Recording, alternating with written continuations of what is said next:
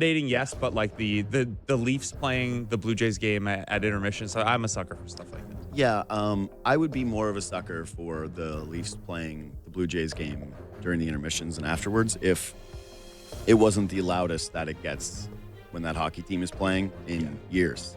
When it's a different entertainment product that's on the Jumbotron. Yeah. Anyway, I want to start with that, though, is like I said, I do have maybe a World Series look-ahead question for you, but I don't really want to spend much time on it yet. That's going to be tomorrow's problem or Friday's problem when they're actually playing games for me. But is there something in particular that you have been reflecting on as you're as you're doing what I know all of us do, which is consuming all of this content and going through all the different edits of the George Springer home run, of which there are many, the crowd reactions, all of this. Is there something in particular that has stuck with you over the last 24 hours? Yeah, I mean, a lot of stuff, right? Like you just laid out some of it. It's I don't know, man. I think that visually, the thing that has stuck with me the most is Jeff Hoffman gets that strikeout and everyone mobs the pitcher and catcher, and Ernie Clement is walking off third base by himself. And he's doing a slow walk, and you can tell he is like overcome and like is trying to hold it together. And everyone else is starting to celebrate over there. And then Bo and Santander, and then I think Jimenez joins. Like they start a second huddle because Ernie is like so overcome on his own walking off of third base. And like you just laid out the Ernie Clement case, like a cast-off guy, a guy who you ask any of the 30, 35 guys who are still around that team right now because they've got all these extra guys and injured guys and stuff like that. You ask Dan Buck, the people who are on that plane, you ask anyone. When you talk about the cultural difference and the chemistry that this group has, some of the pieces are the same as the last couple of years for sure, but Ernie's the guy that gets mentioned first. Yep. From a glue guy chemistry perspective. Obviously, look, they don't get He's the guy that everybody likes on the team. Yeah. And Vladimir Guerrero Jr. is about to make $500 million. George Springer is the big headline contract. Max Scherzer's going to the Hall of Fame. Like, the guys who you absolutely have to have delivered all through this playoff run. But to have a guy who was a waiver cast off by Cleveland and Oakland, and who, like you said, wasn't supposed to be on the roster, like, it's such a, to use a wire term for the wire, like, all the pieces matter. Nathan Lucas, minor league free agent signing, who was going to retire if he didn't make the team.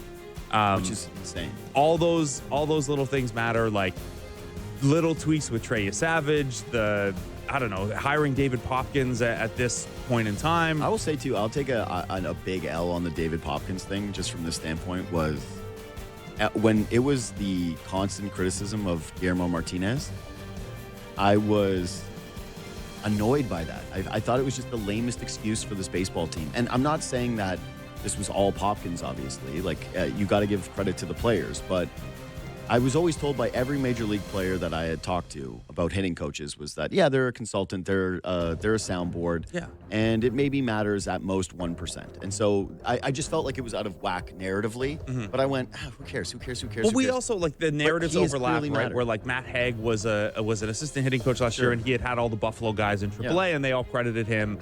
And, like, it's good to share the credit and stuff like that. David Popkins didn't, like, fundamentally change all of these hitters or anything. But it's pretty clear that he matters. And, like, I was just thinking about it because he was at the Leafs game last night, and he was sitting there with Straw and Heineman. And nice. All I could think of was, okay, if I bet you want to like your hitting coach and believe in your hitting coach and feel very comfortable going to him. Yeah. The fact that he's, like, a little younger, too, I think is relevant. There's something to him. He barks in the dugout. Like, he clearly has a voice. His strategy for, like, half the guys appears to be, what if you got really jacked? Yeah. What if everyone lifted like Addison Barger?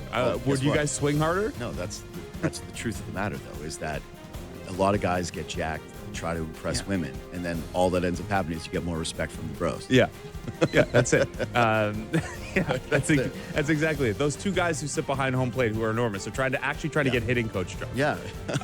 Anyway, so for me, it's a lot of, like, yes, the guys who absolutely have to deliver for you have delivered, but there have been a lot of, like, all the little pieces matter. You know me, I'm a granular, like, my show, I like to do the nitty gritty stuff. Hey, why would you use Edward Bizzardo when Springer's already seen him a bunch of times in the series? Like, the waiver claims and things like that. No, Dickie Lovelady didn't end up mattering. But who did, like, Braden Fisher ended up mattering. Mason Fluharty's going to matter against Shohei Ohtani next series. So I reflect a lot on, like, all the little parts of the journey. Like not everything is going to matter, but a lot of the little stuff that, I don't know, you do a segment and then afterward you're like, people might never think about that again. Like that, I don't know, we got 2 hours to fill every day, but a lot of this stuff does end up mattering.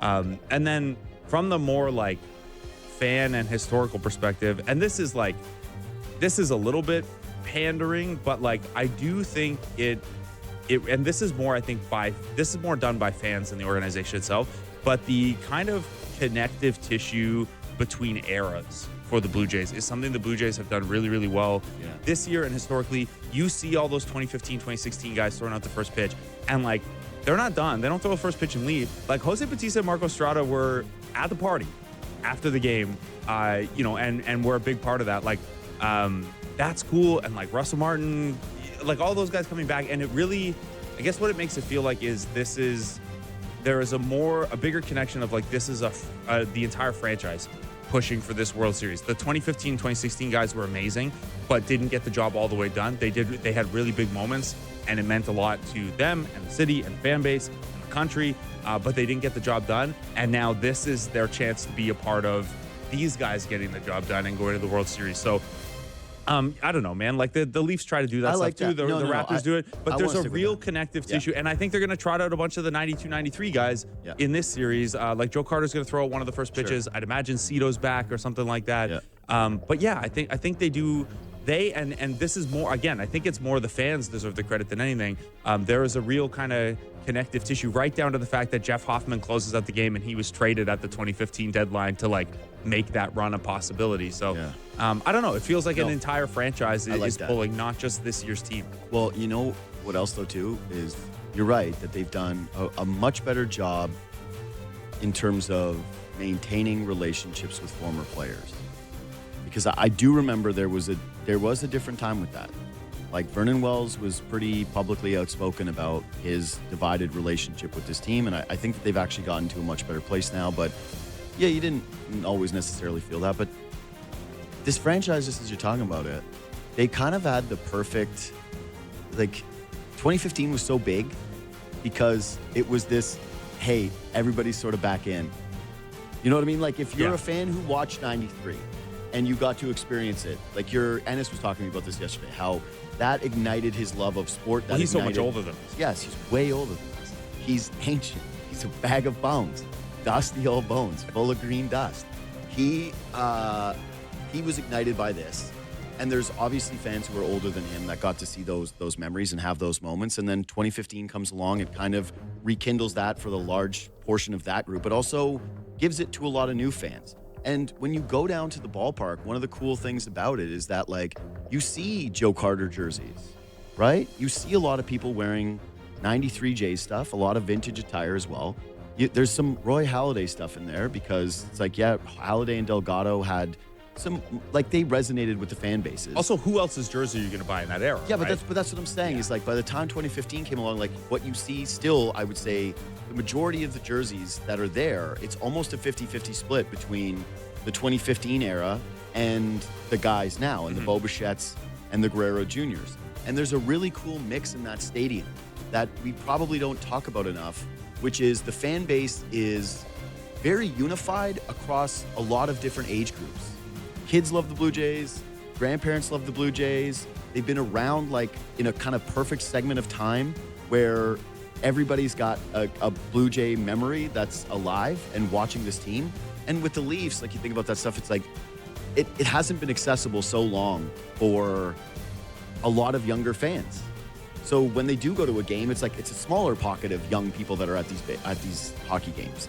That now you get like the youthful rejuvenation of a fan base that's inside the stadium, having fun, having drinks, and then also still like older people who are really deeply appreciative of the moment because they know how infrequent this has been and what you kind of have to do to crystallize these moments. Like it's an awesome atmosphere outside of just standing up and what they do on the Jumbotron and the drinks that they're serving.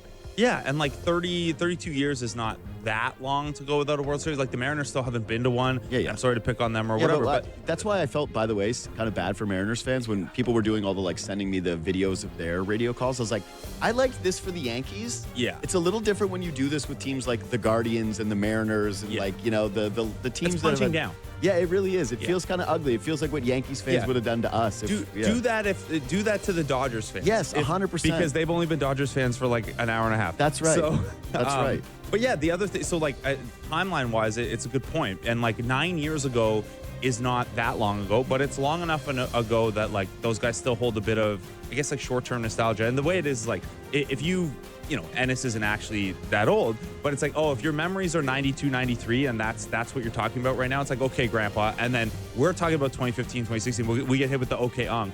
Yeah. And then now is, you know. We are Unc. Yeah, and like, I don't know, heading into the playoffs, like one of the things that I was thinking about a lot is like, okay, I was too young for 92, 93. Like I was alive, but I was not locked in on baseball. I was a toddler, and I was a hockey kid. So I have nothing from 92, 93. Yep. 2015, 2016, I have a lot of core memories. I was in the industry, but I wasn't covering the Blue Jays. So I was doing my Raptors freelance stuff in Raptors Republic, but all those Jays games were as a fan. But I had friends of me, like Jonah Birnbaum and I watched the bat flip together, and you know, his roommate at the time who now works for the Blue Jays. No, you made it was the 2015 and 16 runs in terms of some of your friends. You can kind of put them down to a lot of people that are our age, as almost like a second college in terms of creating. And like I'm some of your new-ish to the city. Like I had been here a couple years, but like you haven't built any of those memories yet. So, you know, wild card game with my friend Heyman's from home, and like there was a picture of me where I do not look sober celebrating that home run. So I don't know. I thought a lot about like what are those core memories going to be for people this time around, and I think we got the answer to one of those the other day. That George Springer, like obviously, like everyone is going to be, you know, oh yeah, the ALDS game 1, game 2, that's against the Yankees. Vlad has these huge moments. Those are cool. But the Springer home run is going to be like the bat flip game, where if you actually believed everyone who said that they were at that game, Rogers Center held 500,000 people for the bat flip game, because like more people say they were at the bat flip game than could have been at the bat flip game. I think that's going to be the case for the Springer home run too, where you know, it's not quite as he didn't flip the bat. It wasn't after a 35-minute inning of absolute nonsense against a team they genuinely hated, but that's going to be a really cool one. So I don't know, I've been thinking a lot about that stuff of like obviously trying to stay in the moment and enjoy this, but also like, oh shoot, that's the one. That's the one people are like. George Springer is going to be coming on the JD Bunkis podcast in 2035 when the Blue Jays, you know, punch a wild card ticket when there's like 18 wild card teams each year. And you're like, yeah, George, can we talk about the Game 7 home run? I can't wait to do it. You don't know what that meant to me. You go, yeah, I've heard that from. How bad did it hurt when you on one knee when you were hopping down the first base line? You know what is kind of cool too with this run is when I went to all those games in 15 and 16. Up until now, so I sold my tickets to the bat flip game. It's kind of like that. I decided I was with 4 other really good friends. I couldn't decide who I was going to give the other ticket to, so just decided to sell, and we went to a bar and we watched it, and now it's a lucky bar that we go to before going to the games. But I was at the Edwin Edwin walk-off. But outside of that, I was looking at my like playoff record. Those other runs, they lost a lot of games at home. Dude, I went to game. Yeah. I went